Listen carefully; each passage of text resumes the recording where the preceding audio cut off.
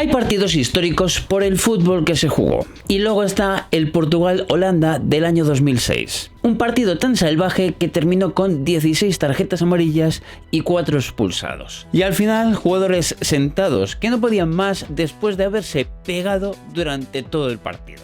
Dentro vídeo.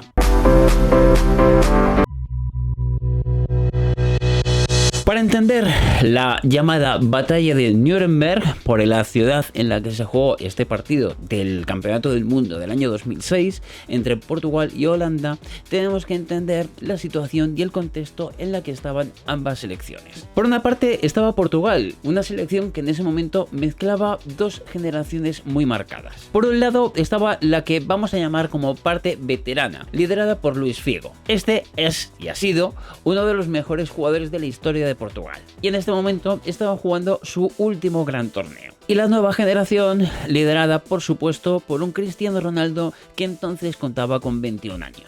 Pero ojo, porque no era el Cristiano que conocemos hoy en día, era alguien mucho más eléctrico, pero también más fácil de provocar. Y por supuesto, era tan bueno que ya muchos rivales lo odiaban. Además, hay otro punto que es importante entender, y es que en la Eurocopa de 2 años anteriores, que se jugó en la misma Portugal, la selección portuguesa perdió la final, una histórica final también, frente a Grecia. Así que de alguna manera este mundial significaba para Portugal una especie de revancha. Además, en el banquillo de la selección de Portugal estaba Luís Felipe Scolari, que era un entrenador que veía cada partido como una especie de guerra psicológica. Así que sus equipos competían al límite. Y enfrente estaba Holanda, y Holanda también tenía bastante tensión acumulada. Aquella selección holandesa no era una selección tranquila ni mucho menos. Fracasaron rotundamente en la Eurocopa del 2004 y Marco van Basten, el famoso delantero holandés, estaba en ese momento como seleccionador. Y la misión que tenía, además siendo un entrenador que prácticamente tenía muy poca experiencia como entrenador, no era nada fácil. Porque Holanda era en ese momento una selección tan cargada de talento en sus filas como de problemas entre sus filas. Porque Holanda tiene una especie de maldición histórica, y no lo digo por las finales de Copa del Mundo que ha perdido, que también, sino porque durante la historia ha tenido muchos problemas. Hablamos de peleas internas, de egos que afectan al grupo, de mucha tensión y de acudir a las fases finales generalmente con mucha frustración. Entonces nos encontramos con dos equipos que tenían bastante tensión a su alrededor y de forma interna al llegar este partido de esta fase final. El partido se iba a jugar en la ciudad de Nuremberg, el 25 de junio del año 2006. Era uno de los partidos de octavos de final de aquel mundial, y eso significaba que el que perdiese se iba a casa. Portugal, por un lado, había llegado bastante fuerte a esta fase. Solo habían recibido un gol en todo lo que llevaban de torneo. Parecía que competían muy bien y eso ya empezaba a darles bastante confianza de cara al futuro. Holanda, por su parte, también había llegado a este partido de forma invicta, aunque sí es cierto que había dejado alguna duda más. Y eso hacía que tuvieran un poquito más tensión que Portugal. Pero lo que nadie imaginaba es que aquel partido iba a convertirse en una especie de batalla campal. Y es que también nos tenemos que poner en la época. El fútbol del año 2006 poco tiene que ver con el fútbol del año 2026.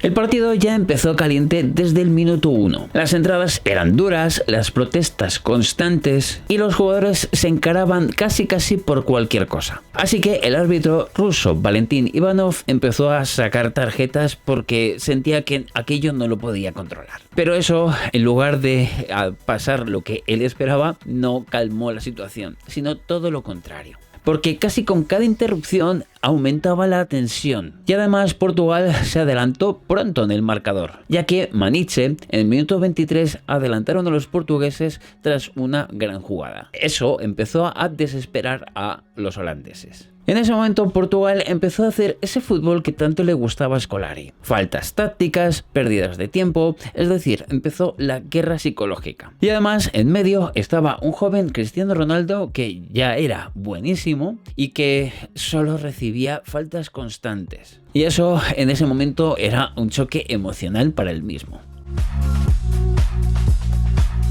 Y aquí llega uno de los momentos más recordados del partido y de aquel mundial. Cristiano Ronaldo recibe una entrada bastante dura de Belarus, una entrada que hizo que, a pesar de que él intentase seguir jugando, realmente no pudo. Así que terminó saliendo de aquel partido llorando y lesionado. Y ahora que estamos acostumbrados a ver a un Cristiano Ronaldo y que le hemos visto durante toda su carrera prácticamente imbatible, ver y recordar esas imágenes de ese joven Cristiano Ronaldo saliendo lesionado y llorando de ese partido no deja de llamar la atención. De hecho, aquel mundial fue algo muy importante de cara a su evolución mental, porque el propio Ronaldo entendió que para sobrevivir en partidos así había que ser fuerte mentalmente y que ese tipo de actitudes por parte de los rivales iban a ser cada vez más habitual. Pero eso no terminó ahí, porque mientras Cristiano abandonaba aquel partido entre lágrimas, el partido se hacía más y más duro.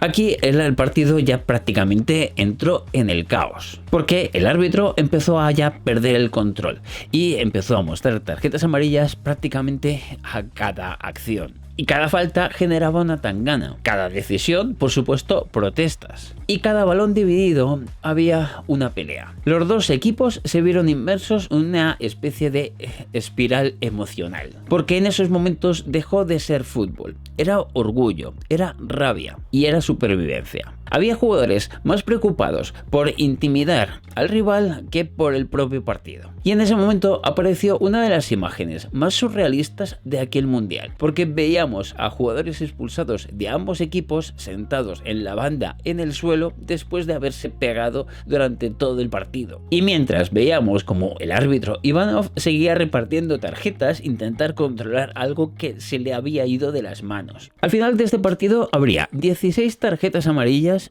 y 4 rojas. Y este fue un récord absoluto en la historia de los mundiales. Y lo más absurdo es que incluso si ves el partido puedes hacerte... Y lo más curioso es que si ves el partido puedes incluso hacerte la pregunta si no fueron pocas, porque podría haber sacado alguna más. Y en medio de todo ese caos apareció un detalle bastante simbólico. Luis Figo representaba bastante bien el carácter de aquella Portugal. Veterano, muy competitivo y también muy psicológico. Y en uno de los lances del juego acabó encarándose con Van Bommel e incluso le dio un pequeño cabezazo. Fue el mundial de los cabezazos. Es muy probable que si esa acción se hubiese dado hoy en día, el VAR incluso hubiese actuado y hubiese revisado esa acción. Pero aquello era 2006 y ciertamente han pasado 20 años. Había otro tipo de ambiente, otro tipo de fútbol.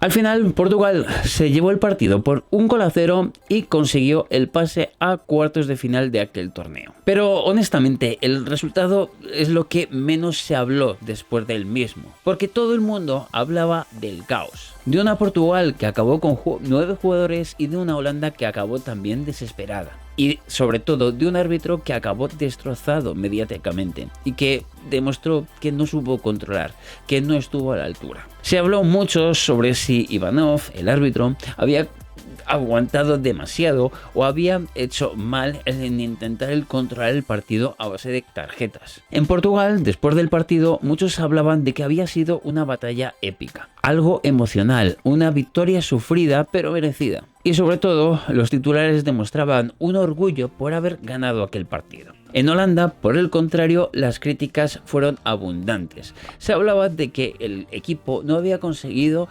tener una tensión competitiva, no había conseguido aguantar la presión. Y se hablaba de que, de nuevo, un equipo con talento, un equipo capaz de jugar muy bien al fútbol, otra vez había fracasado. Pero fuera de estos dos países, quedó claro que este partido acababa de entrar en la historia de los mundiales. Por el caos, por la dureza y sobre todo también por lo extraño de que dos selecciones que tenían un talento a raudales, que estaban acostumbradas a jugar bien al fútbol, hubiesen acabado con tantos expulsados, con tantas polémicas, con tanto caos. Así que a partir de ese momento, este partido se iba a conocer como la batalla de Nuremberg. Yo soy Alfon y esto es Historias de Fútbol.